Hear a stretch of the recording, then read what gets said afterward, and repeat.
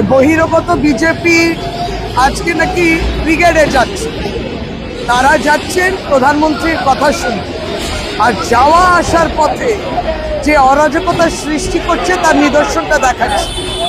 আমি ডক্টর শশী পাজা এবং আমি আমার বাড়ি এটা, এই বাড়ির সামনে আমি এখানকার বিধায়ক, এবং এই বাসগুলো থেকে যারা যাচ্ছে নেমে আমাদের যে ফ্লেক্সগুলো লাগানো আছে সেই ফ্লেক্সগুলোকে ছিঁড়েছে। এই দেখুন তার অবস্থা।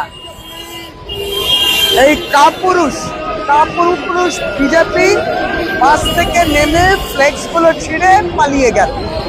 এরা হচ্ছে সেই বিজেপি যারা বাংলাকে বঞ্চিত করে বহিরাগততার জন্য 2 লক্ষ কোটি টাকা বাকি রেখে দিয়ে। বিশ্বগুরুকে শুনতে যাচ্ছেন, আর এখানে গ্যাসের দামেতে নাজাহাল অবস্থা মানুষের, তারা বিশ্বগুরুর কথা শুনতে যাচ্ছে। গ্যাসের ওই চড়া দাম, গ্যাস পাওয়া যাচ্ছে না।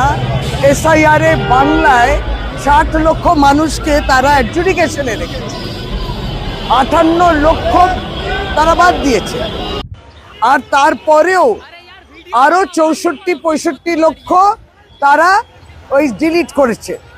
সমস্ত উদ্দেশ্য আছে SIR থেকে নাম বাদ দেয়। এরা বাংলার বুকে এসে বাংলার পক্ষে কথা বলছে, বাংলার মানুষকে ভোট থেকে বাদ দেওয়ার অভিসন্ধি নিয়ে অধিকার নিয়ে নিচ্ছে কেড়ে।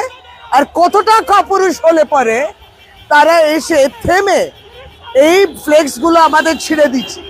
কত ফ্লেক্স ছিঁড়বে, ততই ফ্লেক্স উঠবে, কারণ বাংলা বয়কট করবে বিজেপিকে, বাংলা বয়কট করবেই বিজেপিকে।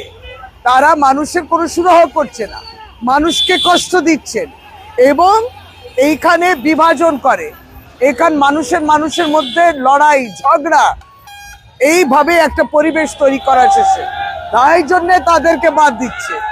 আবার ভগবানের নামেতে তারা জয়ধ্বনি দিচ্ছেন আর করছেন যত ভগবান যেটা বলছেন তার বাইরে তারা বলছেন। এই দেখুন, তাই তাদেরকে বয়কট করতে হবে। এবং আজকের এই ঘটনাটা আপনাদের দৃষ্টি আকর্ষণ করছে। কাপুরুষ বিজেপি পারলে বাসটাকে থামিয়ে, যে বাস থেকে নেমেছিলে ওখানে দাঁড়িয়ে তারে মোকাবিলা করতে পারতে। আমাদের 8 নম্বর ওয়ার্ডে আমার বিধানসভা কেন্দ্রেও মাতাল অবস্থা, মাতলামো করছিল গতকাল রাত্রে মনোজ সিং, ভারতীয় জনতা পার্টি নিজেকে নেতা বলে।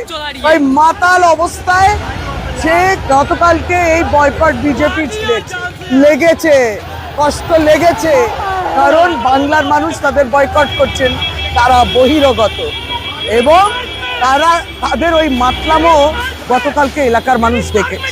এই হচ্ছে বিজেপির চিত্র, এটা তুলে ধরা খুব প্রয়োজন।